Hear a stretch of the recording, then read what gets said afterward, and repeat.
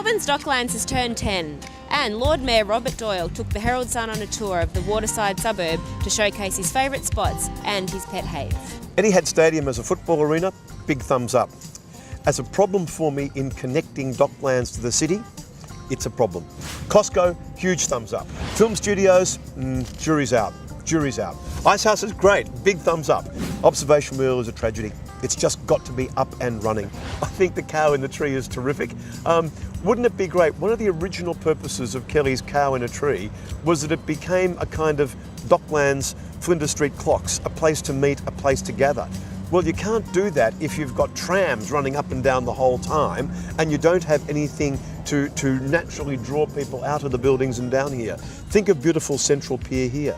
Okay, this is a great start. A rehabilitation of the pier into businesses, into hospitality. But right at the end of it, we've got one of the prime sites of Docklands, which could be a real icon. In the middle 2000s, we had the government talking about all sorts of development that could be there. Well, so far it's a car park. We're here early in the week and middle of the afternoon, but if we were here on the weekend and, in 10 years' time, these will be full the whole time.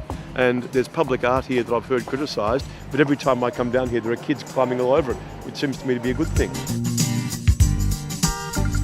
So everywhere you look in Docklands, we've seen the results of 10 years of very good private investment and private development in Docklands.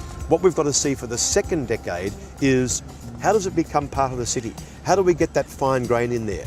Not so much about these buildings and what happens in the buildings. The question for me is what happens when the building meets the footpath? Because that's what Melbourne's all about. I'd love to see in the future some form of water transportation that move people up and down the city and across to each side of Docklands as well. Who knows? Where north and south meet just over there, it's only a very narrow waterway over there.